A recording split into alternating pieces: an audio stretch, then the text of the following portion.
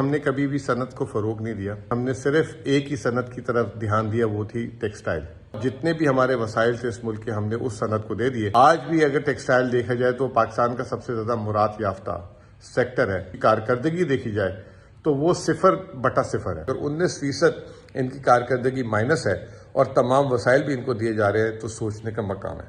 پاکستان کے اب وسائل جو ہے دوسری طرف بھی ڈائیورٹ کرنے پڑیں گے. عمران خان کی حکومت جب گئی تھی آخری مہینوں میں 25% تک صنعت کی گروتھ چلی گئی تھی. ایکسپورٹس جو ہے $32 ارب پہ چلی گئی تھی. پچھلے 16 مہینے میں ہم نے دیکھا کہ ہماری برآمدات جو ہے 32 سے 27 ارب پہ آ گئی. پاکستان کا جو ہے نا موازنہ بنگلہ دیش اور انڈیا سے تو ہم کر ہی نہیں سکتے صنعتی طور پہ، کہ پاکستان میں اب صنعت کاری بہت بہت ضروری ہے. بسم اللہ الرحمن الرحیم. کسی بھی ملک کی ترقی کا راز اس کی صنعت کی ترقی کے ساتھ منسلک ہوتا ہے. پاکستان میں جو صنعتی ترقی ہے وہ اگر یہ کہا جائے کہ اگر ہم اپنے پڑوسی ممالک کو ہی دیکھیں، چھوڑ دیں ہم جاپان ایشیا کے لوگوں کو، تو ہم جو ہے پچھلے کئی سالوں سے بہت پیچھے چلے گئے. اس کی بنیادی وجہ یہ ہے کہ ہم نے کبھی بھی صنعت کو فروغ نہیں دیا، اور صنعت میں ہم نے صرف ایک ہی صنعت کی طرف دھیان دیا، وہ تھی ٹیکسٹائل. اور جتنے بھی ہمارے وسائل تھے اس ملک کے ہم نے اس صنعت کو دے دیے. باقی ہم نے کسی کی طرف نہیں دیکھا. آج بھی اگر ٹیکسٹائل دیکھا جائے تو پاکستان کا سب سے زیادہ مراد یافتہ سیکٹر ہے، لیکن اگر اس کی کارکردگی دیکھی جائے تو وہ 0/0 ہے. اور پاکستان کی جتنے بھی وسائل ہیں وہ جو ہے ٹیکسٹائل انڈسٹری کو دے دی جاتے ہیں، چاہے وہ سود کی شکل میں ہو، ان کو قرض جو ہے سستے سے سستا ملتا ہے، ان کو بجلی سستی ملتی ہے، ان پہ ٹیکس کی شرح نہ ہونے کے برابر ہے، اور ان کو گیس بھی جو ہے سستی ملتی ہے. لیکن اس کے باوجود اگر نتیجہ 0 ہے تو حکومت کو سوچنا پڑے گا کہ پاکستان کے اب وسائل جو ہے دوسری طرف بھی ڈائیورٹ کرنے پڑیں گے.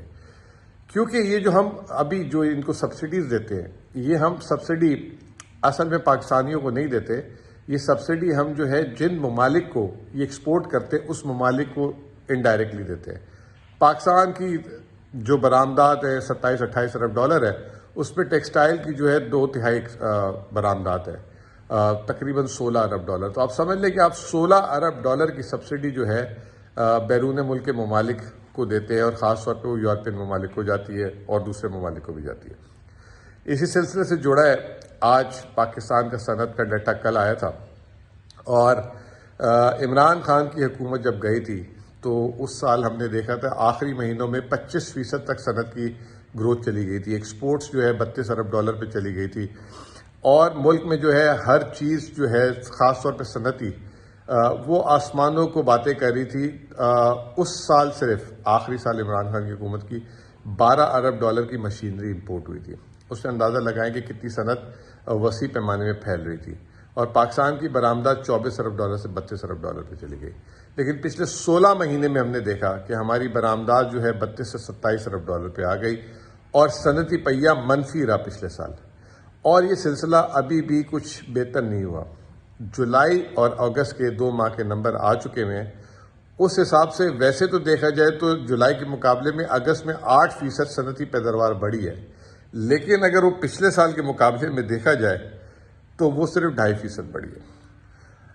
پاکستان میں نے جیسے ابھی بتایا کہ جو سب سے بڑی صنعتیں ہیں، جو مین صنعتیں ہیں، وہ جو ہے بالکل اس وقت جو ہے بند ہونے کے قریب ہیں یا بند ہو گئی ہیں. پچھلے 3 دنوں میں اب جیسے ایک کار ساز کمپنی ہے انڈس موٹر، انہوں نے بتایا کہ 1 مہینے کے لیے انہوں نے پلانٹ بند کر دیا. ایک کیمیکل پلانٹ ہے لوٹے کیمیکل، انہوں نے کل بتایا کہ ہمارے پاس سٹاکس بہت پڑے ہوئے ہیں تو ہم جو ہے ابھی کارخانہ بند کر رہے ہیں. ایک یہ سٹاک ایکسچینج میں جو لسٹڈ کمپنی ہے میں ان کا بتا رہا ہوں. ایک اسی طریقے سے الہی کاٹن ہے، یہ الہی ٹیکسٹائل ہے، انہوں نے بھی اپنی کارخانہ بند کرنے کی بات کی ہے. اسی طریقے سے باقی چھوٹے بڑے بہت سارے کارخانے یا تو وہ آدھا ٹائم چل رہے ہیں، یا ہفتے میں چند دن چل رہے ہیں، یا مہینے میں 1-2 ہفتہ بند ہو رہے ہیں. وہ ہم دیکھ رہے ہیں کہ ہماری پیداوار کے نمبروں میں بھی نظر آنا شروع ہو گیا ہے. ٹیکسٹائل کی صنعت جیسے میں نے آپ کو کہا کہ پاکستان کے تمام وسائل لے لیتی ہے، 19% پہلے 2 ماہ میں اس کی جو ہے پیداوار کم ہوئی ہے، 19%. اور یاد رکھیے گا کہ پاکستان کی سب سے زیادہ لیبر فورس ٹیکسٹائل سیکٹر میں، اگر 19% ان کی کارکردگی مائنس ہے اور تمام وسائل بھی ان کو دیے جا رہے ہیں تو سوچنے کا مقام ہے. پھر ایک فوڈ انڈسٹری، فوڈ جس میں ہے چائے آتی ہے، کوکنگ آئل آتا ہے، اس میں جو ہے آئل پروڈکٹس آتے ہیں اور شوگر آتی ہے. اس میں ہم نے دیکھا ہے کہ گروتھ ہوئی 8%. اس کی بھی وجہ ہے کیونکہ پاکستان میں بھی اسمگلنگ کا روک تھام شروع ہوا ہے اور دوسرا امپورٹ کی ریسٹرکشن ختم ہوئی ہیں، تو اس وجہ سے گروتھ نظر آئی ہے، ورنہ تو یہ گروتھ بھی نظر نہیں آتی. پھر اس کے علاوہ اگر ہم دیکھیں تو پیٹرولیم پروڈکٹس میں بھی 12.3% کی گروتھ آئی ہے. اس کی وجہ یہ ہے کہ پاکستان نے ابھی تھوڑی سی ایران سے اسمگلنگ وغیرہ بند ہوئی ہے، تو اس وجہ سے بہتر ہوئی ہے.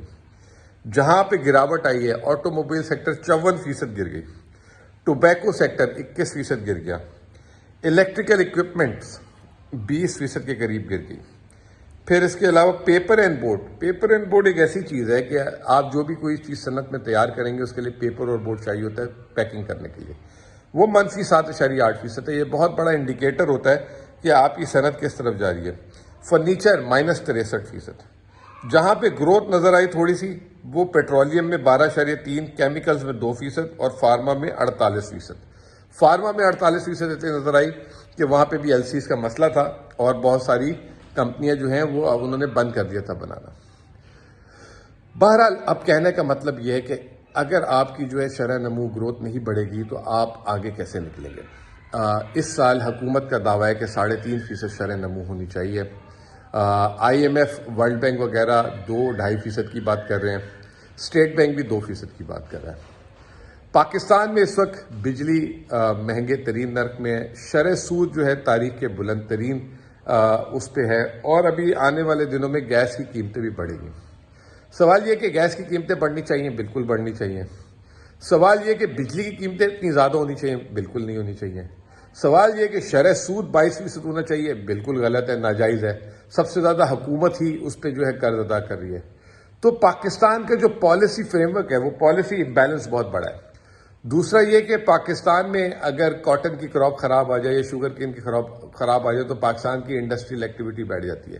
اب ہمیں سوچنا ہوگا کہ ہمیں اپنی جو ہے ڈائیورسفیکیشن کرنی ہوگی.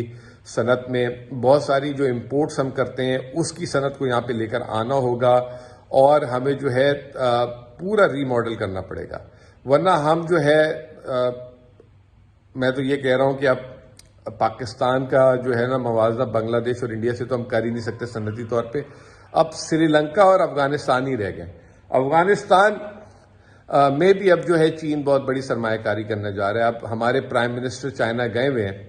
2021 میں جب آخری دورہ ہوا تو 2022 میں PTI کی طرف سے چائنا کا، تو اس وقت چائنا نے بات کی تھی کہ وہ پاکستان میں جو ہے انڈسٹریز لگانا شروع کرے گا. جو وہ انڈسٹری کمبوڈیا، ویتنام اور دوسرے ممالک پہ لے کے جا رہا ہے وہ پاکستان میں بھی لے کر آئے گا.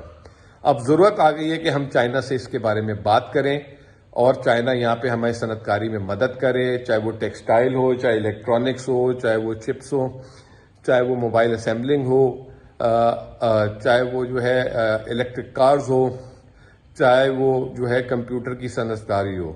تو یہ ایک بہت ضروری ہے کہ پاکستان میں اب صنعت کاری بہت بہت ضروری ہے.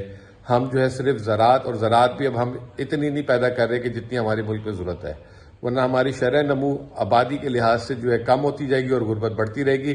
ویسے ہی غربت کا پاکستان میں ریکارڈ لگا ہے، پچھلے سال 8.5%، تقریباً جو ہے 1,20,00,000 لوگ جو ہے غربت کی لکیر کے نیچے آئے ہیں. اس سال بھی کوئی صورتحال بہتر ہوتے ہوئے نظر نہیں آ رہی. بہت بہت شکریہ.